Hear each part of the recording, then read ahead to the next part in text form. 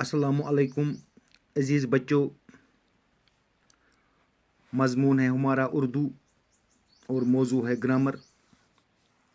हम तरकीब नहवी के मुतल्लिक जानकारी हासिल करने जा रहे हैं। तो इस सिलसिले में कल की जो नशस्त थी उसमें हमने दो तरह के जो कलमे होते हैं उनके बारे में जानकारी हासिल की। हमने ये देखा कि जो बामाना कलमे होते हैं उनकी दो किस्में हैं, या हम यूँ कहेंगे कि बामाना लफ्ज़ जो होता है वो दो तरह का होता है। पहला कलमा मसलन गाय, घोड़ा, कलम, कागज़, मेज़, ये अकेले बामाना लफ्ज़ हैं। दूसरी किस्म जो इसकी है वो कलाम है या मरकब हम कहेंगे। मसलन अच्छा लड़का, नेक औरत, दयानतदार आदमी। तो प्यारे बच्चों, हमने ये देखा कि कलाम जो हैं या मुरक्कब जो हैं इनकी दो किस्में हैं, मुरक्कब नाकिस और मुरक्कब ताम। पहले हम जिक्र हमने कर ली मुरक्कब नाकिस क्या होते हैं, जिसमें कहने वाले का मकसद पूरा न हो और न सुनने वाले के समझ में कुछ आता है। फिर मुरक्कब नाकिस जो हैं इसकी किस्में हमने कल देखी। इसमें मुरक्कब इजाफ़ी है, मुरक्कब तौसीफ़ी है, मुरक्कब जारी है, मुरक्कब इशारी है, मुरक्कब अददी है, मुरक्कब अतफ़ी है, वगैरह वगैरह। तो कल हमने मुरक्कब इजाफ़ी जो है उसके बारे में पढ़ा। इसके तीन जुज़ होते हैं, मज़ाफ़ इलैह, हुर्फ़ इज़ाफ़त और मज़ाफ़। जिस तरह से हम कहेंगे लकड़ी का संदूक, इसमें लकड़ी जो है ये मज़ाफ़ इलैह है और संदूक जो है ये मज़ाफ़ है, का इसके बीच में है, ये हुर्फ़ इज़ाफ़त है।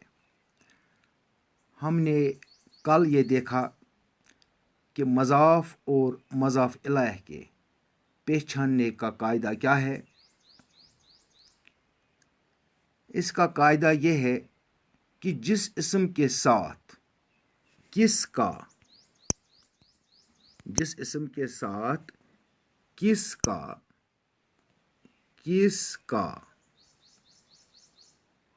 या किसकी वगैरह लग सके वो मज़ाफ़ है। जो इस्म इसके जवाब में वाक़ा हो वो मज़ाफ़ इलैह है। मसलन लकड़ी का संदूक हम लेते हैं, लकड़ी का संदूक, लकड़ी का संदूक।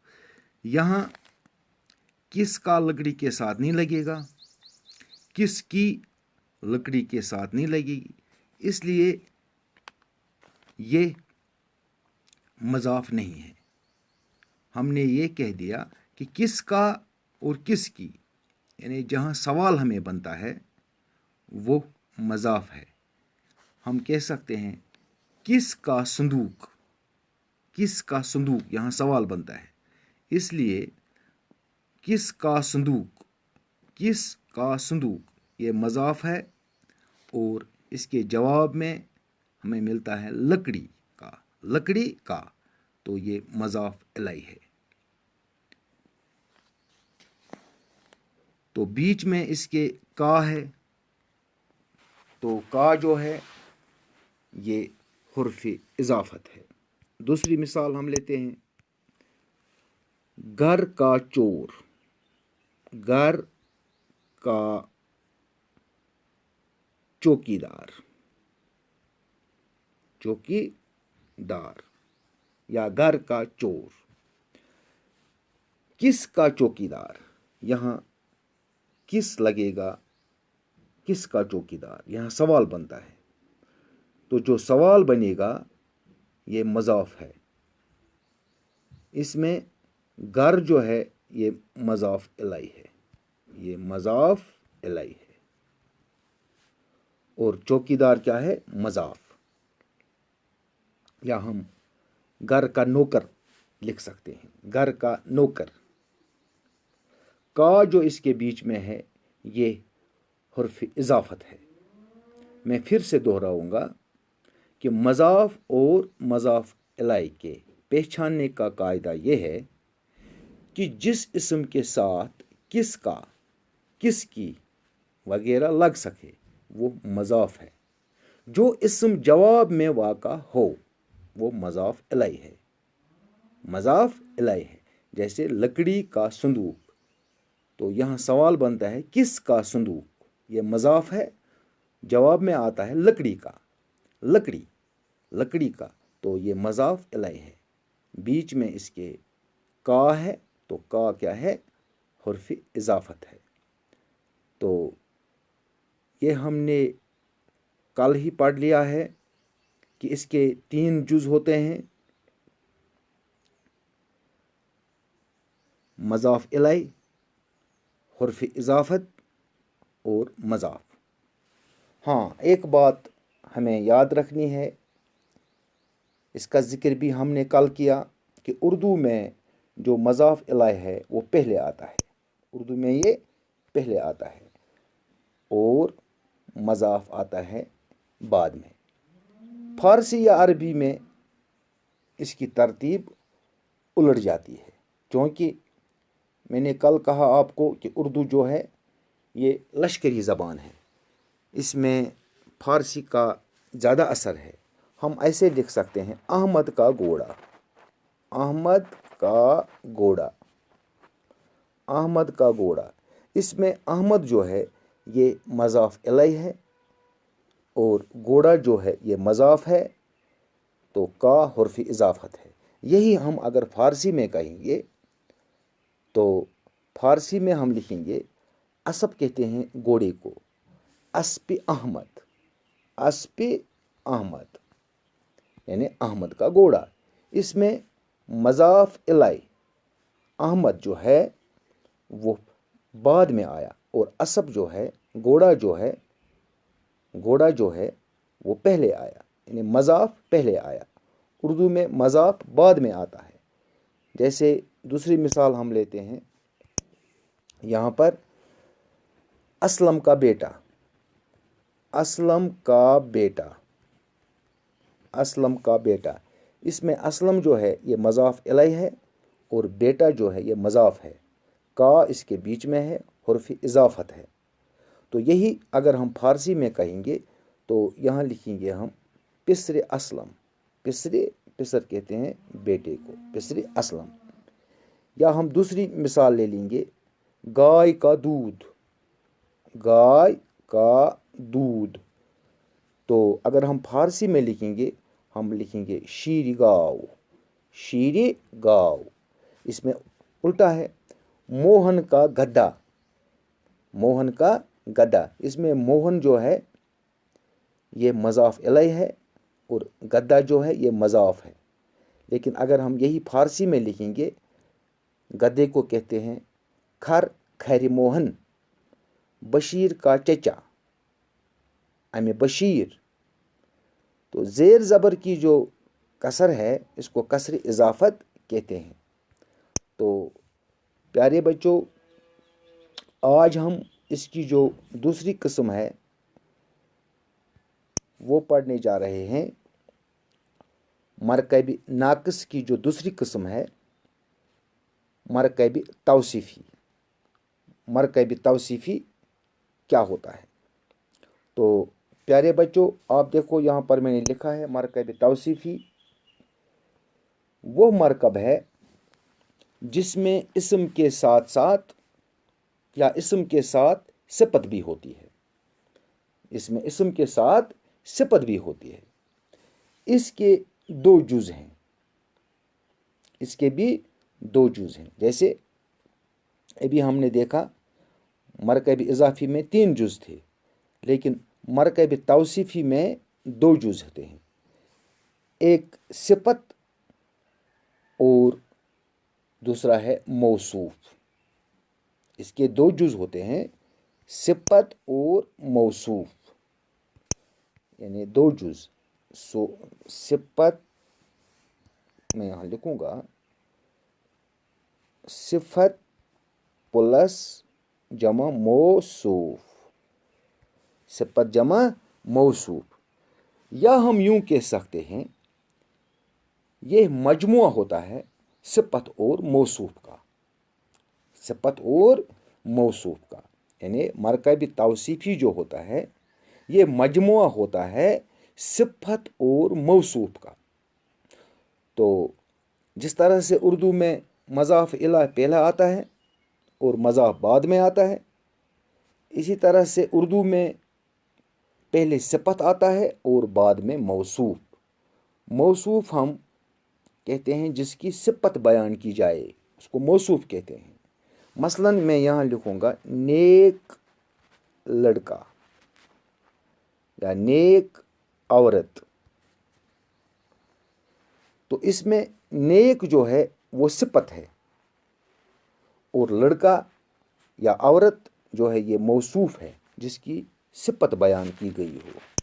یا میں یوں کہوں گا ٹھنڈا یا گرم دودھ یا پانی، ٹھنڈا گرم یہ صفت ہیں کس کے؟ پانی کے یا دودھ کے۔ تو اس طرح سے اردو میں صفت پہلے آتا ہے اور موصوف بعد میں۔ اس کے پہچاننے کا بھی طریقہ ہے کہ موصوف کے پہچاننے کا، یعنی جس کی صفت بیان کی جائے، موصوف کے پہچاننے کا طریقہ یہ ہے کہ جس اسم کے ساتھ کیسا، کیسا، کیسے یا کیسی میں سے کوئی ایک لگ سکے اس کو موصوف سمجھو۔ اس کو کیا سمجھو؟ موصوف، یعنی جس کی اگر ہم سوال بنائیں گے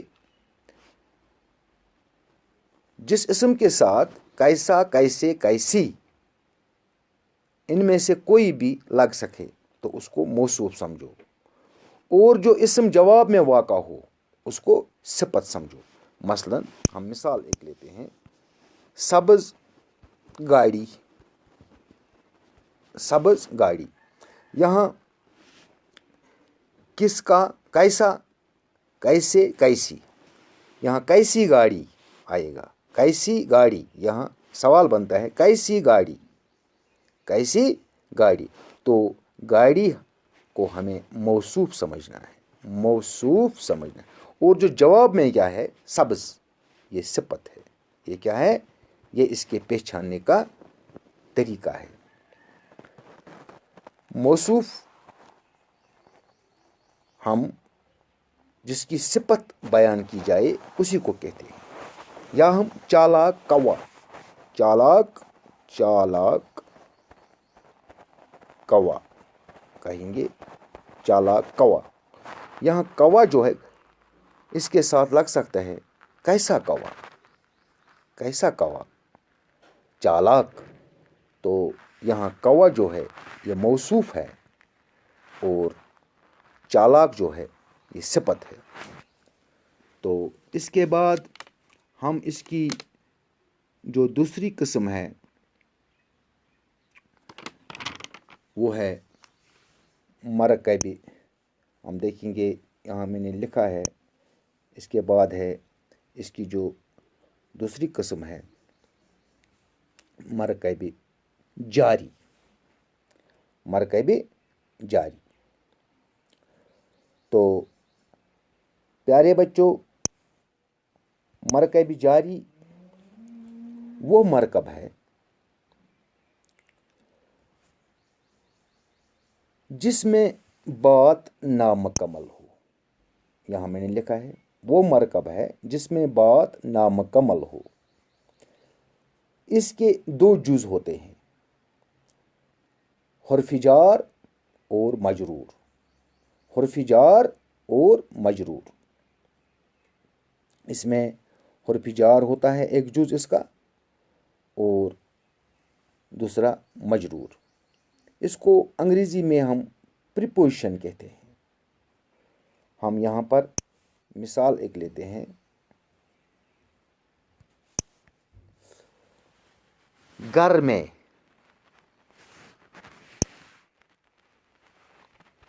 گھر میں. دروازے پر، دروازے پر، دروازے پر. اس میں گھر جو ہے وہ مجرور ہے، اور میں جو ہے حرف جار ہے. یہاں پر حرف جار ہے اور دروازہ کیا ہے؟ مجرور ہے. یا ہم یوں بھی کہہ سکتے ہیں کہ وہ مرکب جو جار اور مجرور سے مل کر بنے. صبح تک، صبح تک. یہ تک بھی حرف جار ہے. حرف جار جنہیں ہم حرف ربط بھی کہتے ہیں، ان کو ہم حرف ربط بھی کہتے ہیں. ان کا بیان ہم پہلے کر چکے ہیں. حروف وہ الفاظ ہیں جو تنہا بولنے میں کچھ معنی ظاہر نہیں کرتے ہیں جب تک نہ دوسرے الفاظ کے ساتھ مل کر یہ نہ آئے. جیسے ہم نے پہلے بھی پڑھا ہے کہ حروف کی قسمیں حرف ربط یا حرف جار، حرف عطف، حرف تخصیص، حرف فجائیہ. تو حرف جار وہ حروف ہیں جو کسی اسم کو اسم کے ساتھ یا فعل کو فعل کے ساتھ ربط دیتے ہیں، اور جن اسموں کے بعد حرف ربط یا حرف جار واقع ہوں ان کو مجرور کہتے ہیں. ان کو کیا کہتے ہیں؟ مجرور. تو اگر ہم دیکھیں گے نے، میں، سے، کو، تک، پر، کا، کے، کی، یہ حرف جار ہیں. یہ حرف جار ہیں. تو پیارے بچوں، اس طرح سے ہم نے یہ جو مرکب جاری دیکھا. مرکب جاری کیا ہوتے ہیں؟ اس کے بعد ہم دوسرا دیکھیں گے. اس کی جو قسم ہے وہ ہے مرکب اضافی. مرکب اضافی ہم نے دیکھا، مرکب توصیفی ہم نے دیکھا، مرکب جاری بھی ہم نے دیکھا. اس کے بعد ہم مرکب اشاری دیکھیں گے. یہاں پر آپ دیکھ سکتے ہیں، یہاں میں نے لکھا ہے مرکب اشاری. مرکب اشاری، مرکب اشاری کیا ہوتا ہے؟ جس میں دور یا نزدیک کا اشارہ پایا جائے. جیسے ہم لکھیں گے یہ سکول، وہ درخت، یہ سکول، یہ سکول، وہ درخت، وہ گھوڑا وغیرہ. اس میں یہ جو ہے یہ قریب کا معنی دیتا ہے. یہ قریب کا معنی دیتا ہے، اور وہ جو ہے یہ بعید، اس کو کہتے ہیں بعید، یعنی یا دور کا معنی دیتا ہے. اس کے دو جز ہوتے ہیں. ایک اس میں ہوتا ہے اسم اشارہ، اسم اشارہ، اور جمع اس کا کیا ہوتا ہے؟ مشار الیہ. مشار الیہ یعنی یہ اور وہ اسم اشارہ ہیں، سکول اور گھوڑا یہ مشار الیہ ہے، یعنی جس کی طرف اشارہ کیا جائے اسے ہم مشار الیہ کہتے ہیں۔ تو ہم یہ کہہ سکتے ہیں کہ مرکب اشاری وہ مرکب ہے جو اشارہ اور مشار الیہ سے مل کر بنے۔ مثلاً یہ کتاب، وہ آدمی، وہ عورت، وہ لڑکا۔ تو اس کے بعد ہم جو دوسری قسم دیکھیں گے وہ ہے اس کی مرکب عددی۔ مرکب عددی، مرکب عددی یہاں لکھا ہے، پانچویں قسم ہے مرکب عددی۔ یہ وہ مرکب ہے جو عدد اور معدود سے مل کر بنے، یعنی اس کے جو جز ہیں وہ دو ہیں، اس کے بھی دو جز ہیں، ایک ہے عدد اور دوسرا ہے معدود۔ عدد میں لکھوں گا یہاں، عدد جمع معدود، عدد جمع معدود، اس کے دو جز ہیں۔ مرکب عددی جو ہیں اس کے دو جز ہیں، عدد اور معدود، یا ہم یوں کہہ سکتے ہیں وہ مرکب جو عدد اور معدود سے مل کر بنے۔ مثلاً 5 گھوڑے، 5 گھوڑے، 6 لڑکے، 10 بکریاں۔ مرکب تعدادی یا عددی میں عدد پہلے آتا ہے اور معدود پیچھے یا بعد میں۔ عدد پہلے آتا ہے، جس طرح سے ہم لکھتے ہیں 5 انار یا 5 گھوڑے یا 2 سپاہی، 2 سپاہی یا 10 گھوڑے۔ تو اس میں عدد پہلے آیا، 5 پہلے آیا، 4 پہلے آیا اور معدود بعد میں۔ کتنے ہیں یہ؟ 5 کو کیا ہے؟ گھوڑے، تو گھوڑے بعد میں آیا، گھوڑوں کو ہم معدود کہیں گے، اور 5 ہے عدد، یہ ایک عدد ہے۔ تو پیارے بچوں، اس طرح سے ہم نے جو ہمارے پاس مرکب ناقص جو ہیں ان کی جو قسمیں ہیں، مرکب اضافی، مرکب توصیفی، مرکب جاری، اشاری، عددی، اس کی اور بھی قسمیں ہیں، عطفی ہیں وغیرہ وغیرہ، لیکن ان سے ہمیں کام نہیں ہے۔ ہمیں زیادہ تر کام انہی 2-4 اقسام سے ہے جو ہمیں ترکیب نحوی میں درکار آئیں گی۔ تو پیارے بچوں، انشاءاللہ کل ہم جو کلام کا دوسرا قسم ہے مرکب ناقص تو ہم نے پڑھ لیا، اس کی قسمیں بھی، مرکب تام،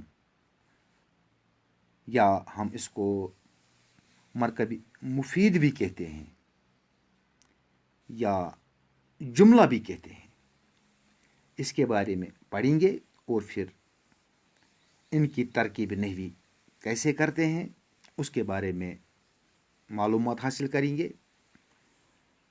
تب تک کے لیے خدا حافظ، اللہ آپ کو اور ہم سب کو سلامت رکھے۔